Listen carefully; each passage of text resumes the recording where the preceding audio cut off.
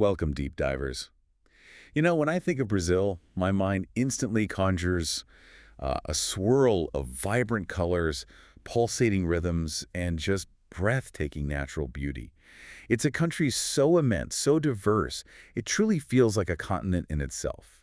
Today, we're taking a deep dive into the absolute highlights of Brazil.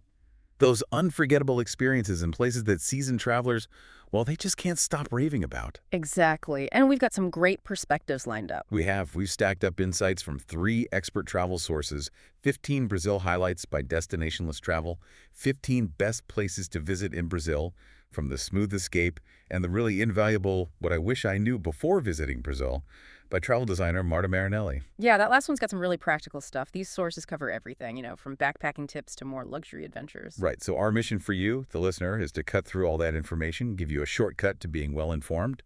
We'll highlight surprising facts, tackle some common concerns. Maybe add a bit of humor along the way. Hopefully. Just enough to keep you hooked so you can confidently plan an adventure that truly resonates with you. Hmm. So let's jump right in. The heart of Brazil for many. It's the most famous city, maybe the highlight for some, Rio de Janeiro. Ah, Rio, yes. It's called the most popular tourist destination, and the sources talk about this jaw-dropping panorama, one of the most beautiful natural settings for any city in the world. But what's a core feeling there, that blend of city and nature? That's a really good way to put it. The insight that comes through is how seamlessly they intertwine. One source said something like, Rio isn't just a place to visit, it's a sensory symphony, Ooh, I like that. where urban energy finds its rhythm against a backdrop of untamed beauty. So you can be exploring iconic landmarks in the morning Right. and then relaxing on a world-famous beach that same afternoon. For instance, taking the cable car up Sugarloaf Mountain. That's a top recommendation The views. for the amazing views. Yeah, over the city, the mountains, especially just before sunset. They mentioned fast pass tickets are around 55 or 60 US dollars, something like that. So, Then, of course, there's Christ the Redeemer, one of the 7 wonders of the world. now this one seemed to divide opinion a bit in our source. It did, yeah. An interesting split.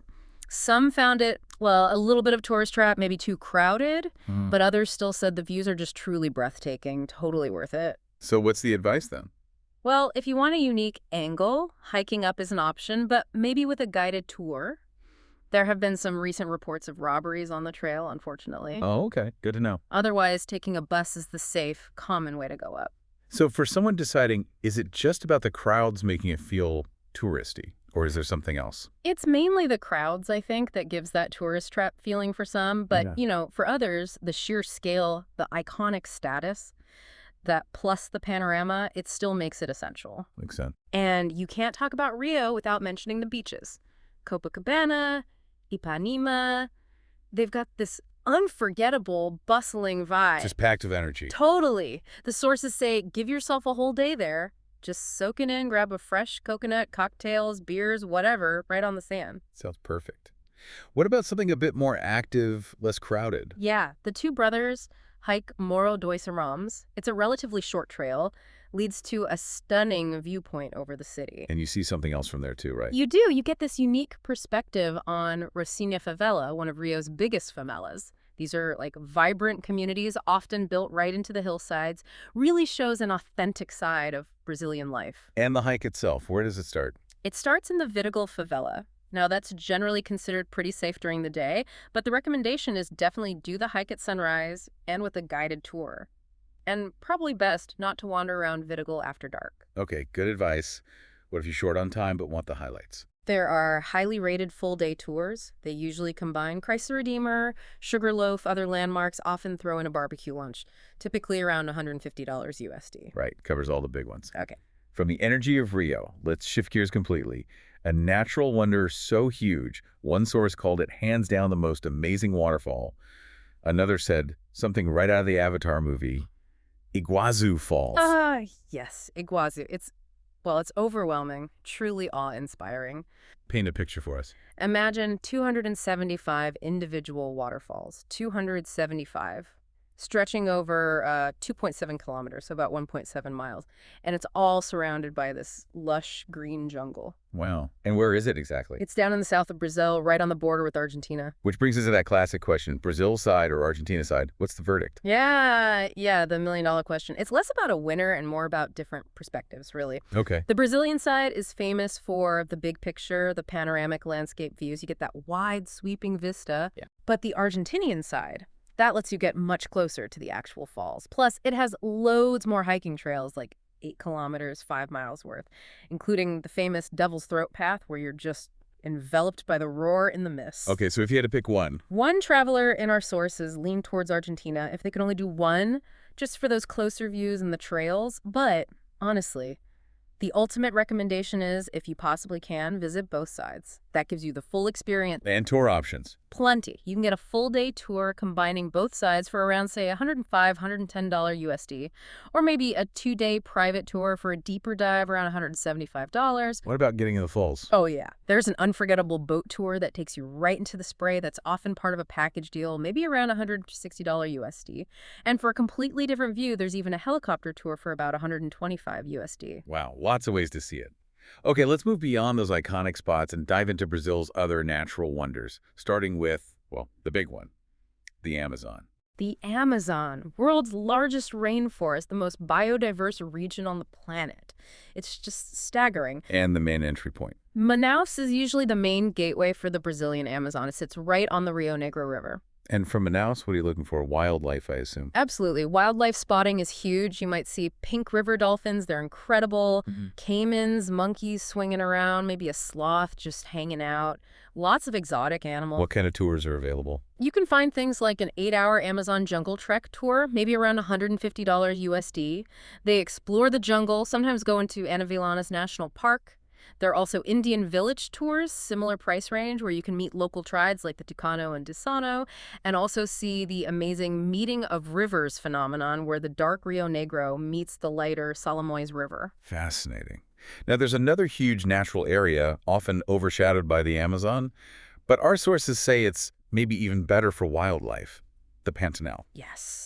The Pantanal, the world's largest wetlands. It's often called a highlight in Brazil, and yeah, considered the best place to see wildlife. Why is that? Better than the Amazon? It's a great question. The key difference is the landscape. The Pantanal lacks that really dense jumble canopy. It's more open wetlands. Ah, so it's just easier to spot the animals. Exactly. They can't hide as easily as in the dense Amazon rainforest. The Pantanal actually has the highest density of jaguars in the world. Wow, jaguars. Yeah. Plus capybaras, those giant rodents, macaws, giant otters, toucans. It's incredible for wildlife. Is it all one big area, or are there different parts? It's generally split into North and South Pantanal. The north is often easier to explore because of the Trans-Pantanera Highway. It also tends to have more affordable tours, and critically, it's highlighted as the place to spot jaguars. Jaguar spotting sounds amazing. What kind of tours are we talking? Pricey? Well, there are various options, but yeah, for dedicated jaguar spotting, like a multi-day safari, some of those can be a significant investment. We saw one 3-day wildlife tour mentioned, focusing on jaguars. That was upwards of $2,500 USD. Whoa. Okay, so that's for the serious wildlife enthusiast. Definitely. But the sources say for guaranteed sightings with knowledgeable guides, it's unparalleled. Okay, from wetlands to mountains. Let's talk about Chapada Diamantina National Park. Sounds intriguing, a lesser-known place, a really special inland landscape. It really is a hidden gem. Think impressive canyons, waterfalls hidden away that drop for hundreds of meters, these big flat-topped mountains. They look like giant tables and caves with incredibly clear, bright blue water. Sounds beautiful. Any specific highlights? Definitely the Morro do Pai Inácio viewpoint for those epic panoramas. And Cachoeira da Fumaca, that's a huge waterfall, over 1,100 feet tall, one of Brazil's biggest. Also, Buracão Chapada Diamantina waterfall, which is apparently best seen on a 2-day tour. How do you get there? Usually by bus from Salvador. It's about a 6-hour ride. And tours within the park. Yep, plenty available. You can find 3-day treks for around $200 USD, but that often excludes accommodation. Or there are full-day caves tours for about $90 USD, hitting maybe 6 different spots, including that Morro do Pai Inácio viewpoint. Okay, so Brazil's nature is clearly stunning. But its culture is just as vibrant, right? Let's talk about Salvador. One traveler called it their second favorite city. loved its vibrant culture, the African influence. Yeah, Salvador has this incredible energy. It was actually Brazil's first capital. The Pelourinho district, that's the UNESCO World Heritage Site, is just gorgeous. Pastel-colored colonial buildings, cobblestone streets. You just want to wander around. And you might see some capoeira. Oh, definitely. You're likely to see locals performing capoeira right in the squares. That amazing Afro-Brazilian martial art that's like a blend of dance, acrobatics, and music. It's mesmerizing. How best to experience Salvador? A city tour is a good start. There are 4-hour tours, usually around $95 USD, that cover key spots like the Bahia Lighthouse and Fortress, the big Jesuit Basilica Cathedral, and of course, Pelourinho. Moving on, Linda. Describes one of the cutest colonial regions in Latin America, a real off-the-beaten-path experience.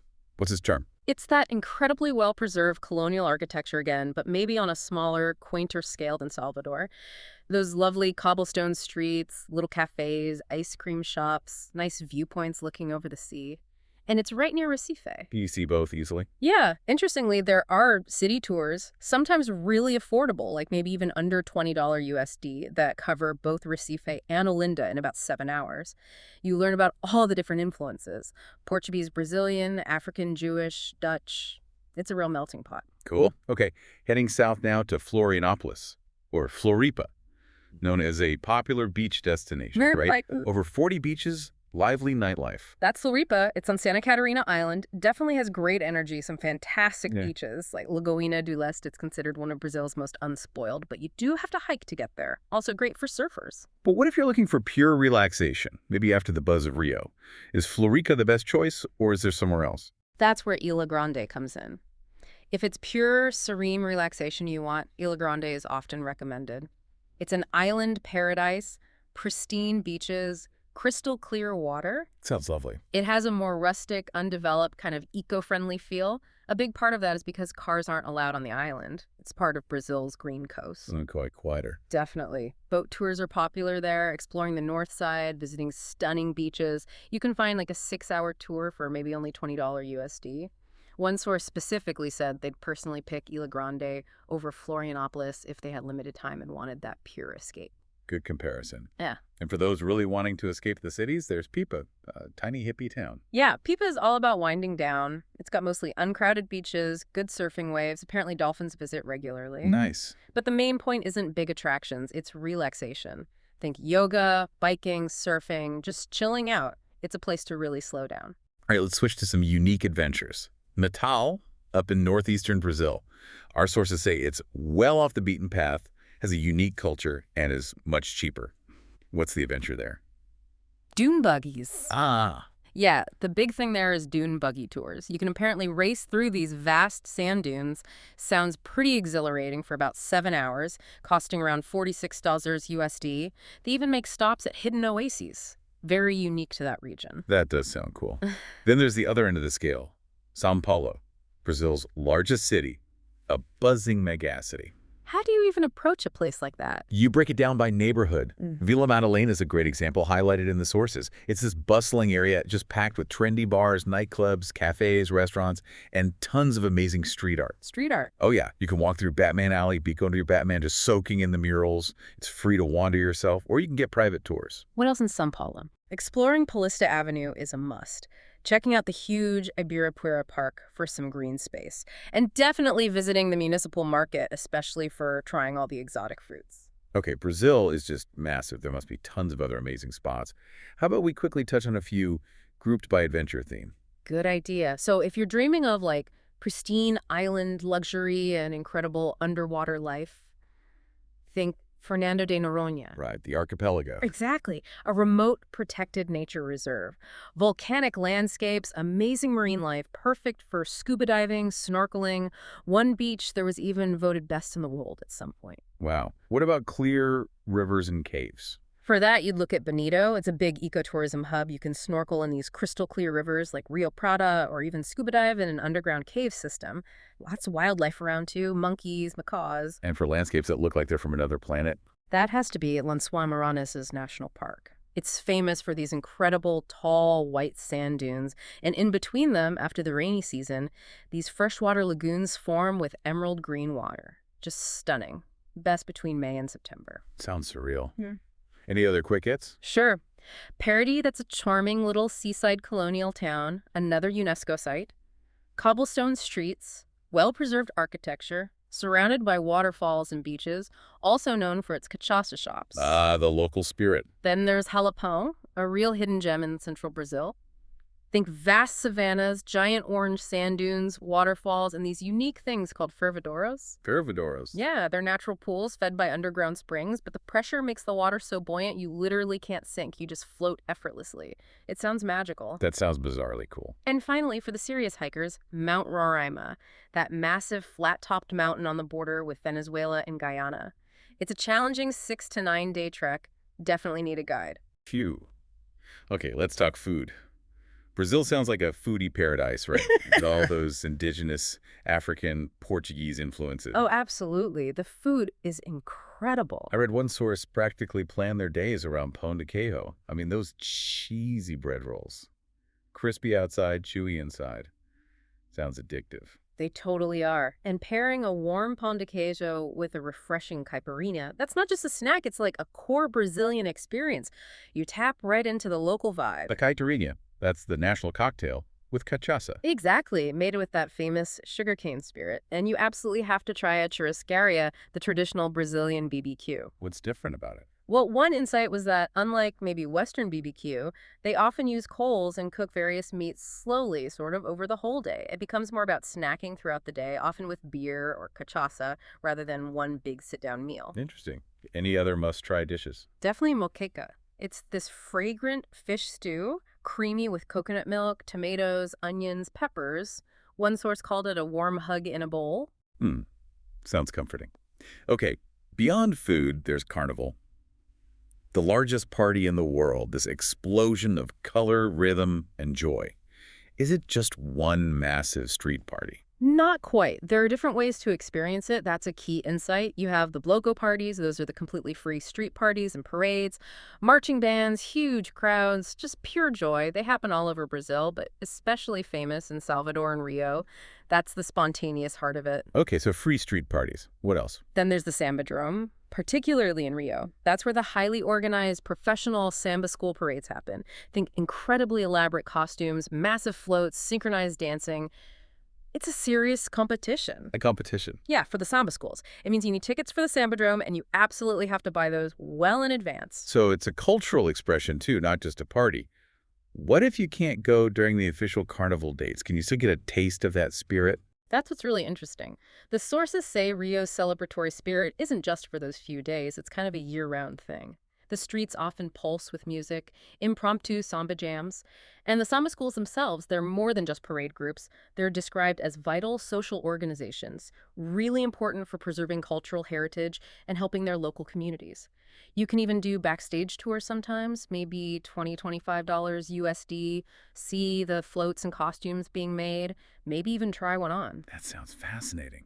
But back to planning for the actual carnival. Crucial. Accommodation gets almost entirely booked up. You really need to plan ahead, think 6 months to a full year out to secure a place. A year. Wow. Okay, so from carnival energy to planning practicalities, Brazil is immense, right? Yeah. Like 28 times bigger than Italy. You could fit the whole EU in there twice. How do you even start planning a trip?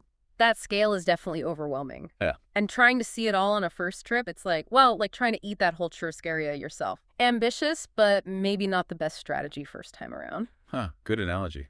The really crucial advice, especially from the travel designer source, is choose one region to explore. Don't try to cram too much in. You lose so much time just traveling domestically, hopping between flights, and it bumps up your carbon footprint too. Makes sense. Any suggestions for a first-timer region? Rio de Janeiro, the nearby Costa Verde, and Ilha Grande are often suggested as a great starting point. They're relatively accessible with direct international flights into Rio, which cuts down on that initial internal travel. But what about that feeling of missing out? Is that a struggle for people? Oh, that FOMO is real. The sources acknowledge you will miss things. But the idea is you gain depth by focusing. You really get to immerse yourself in one area rather than just skimming the surface of many. Okay, depth over breadth. What about budget and crowds? Is Brazil always expensive and packed? Not necessarily. Brazil can be as luxe or as budget-friendly as you make it, but yes, prices definitely shoot up during high season, December to March, and especially around Carnival in February. Sometimes they double. And domestic flights? Can be pricey, yeah. Maybe $200, $300 USD each way is common. Guided tours often run $150, $300 USD per day. But thoughtful planning, booking early, and sticking to one region helps manage those costs a lot. And escaping crowds. Totally possible. Visiting during the low season helps. That's generally April to June and then September to November. Fewer people, usually milder temperatures, less humidity, less rain. Guided tours can help navigate, or you just actively seek out those less traveled paths. Let's talk safety. Brazil, maybe Rio especially, sometimes gets a bit of a bad rap, causes nervousness. It does, and those concerns are understandable. But Marta Marinelli's advice was interesting. It wasn't just about locks and alarms, it was about presence. Presence? Yeah, she highlighted how fears often melt away when travelers adopt an open, confident attitude and engage respectfully. The surprising insight was how this approach often unlocks that famous Brazilian warmth, passion, and joy, turning worry into genuine connection. So common sense, but also about attitude. Exactly. Practical tips are still key. Don't flash expensive stuff. Don't be overly adventurous right away, especially at night. Be confident. Trust your gut. Keep copies of documents and some cash separate. Basic travel smarts. It sounds like the people are a huge part of the experience. Absolutely. Travelers consistently mention being taken aback by how friendly everyone is. That warmth and sense of community, despite challenges, is really powerful. Okay, nearly there. Quick practicals, packing and weather. Packing basics, sunscreen, swimwear, but definitely pack good hiking shoes for potentially rough terrain, and seriously, good bug spray. The sources mention Brazil has hordes of mosquitoes. Noted, bug spray. Also, sunglasses, maybe a lightweight rain jacket. A portable Wi-Fi hotspot could be useful, as Wi-Fi can be slow sometimes. A solar power bank is handy, and a universal travel adapter, maybe with a converter depending on your electronics. In weather, it must vary wildly. It does, because it's huge. About 60% is tropical, so generally warm to hot year-round. Summer, December to March, can get extremely hot and humid, especially in the Amazon. Winter, June to August is cooler. Rainy season is roughly December to March, but outside the Amazon, it's often just short bursts of rain, and the coast gets a nice sea breeze. Final tips on booking. Generally, book main things 2-3 months ahead, but for peak times like Carnival, 6 months to a year is better. Booking.com was recommended for good rates and cancellation policies, Viator for tours with reliable reviews, and definitely get travel insurance. Something like Safety Wing was mentioned for covering medical, lost luggage, delays with flexible monthly payments. Essential. Okay, we have covered so much ground. From Rio's Pulse to Iguazu's Roar, the wilds of the Amazon and Pantanal, Salvador's culture, Ilha Grande's beaches. It's an incredible spectrum. We really hope this deep dive has given you more than just a list. Hopefully, it's a feel for Brazil's spirit, its challenges, its huge rewards, a shortcut for your own planning. Definitely. And that warmth, that passion and joy the sources talk about, it's not just a detail. It seems like a fundamental way of life there. It really shapes the experience. Absolutely. So maybe the final thought for you, the listener, is this. As you picture your own Brazilian journey, what kind of experience would let you truly connect with that authentic rhythm? Can you immerse yourself in the culture and connect with the people, not just tick off the landmarks?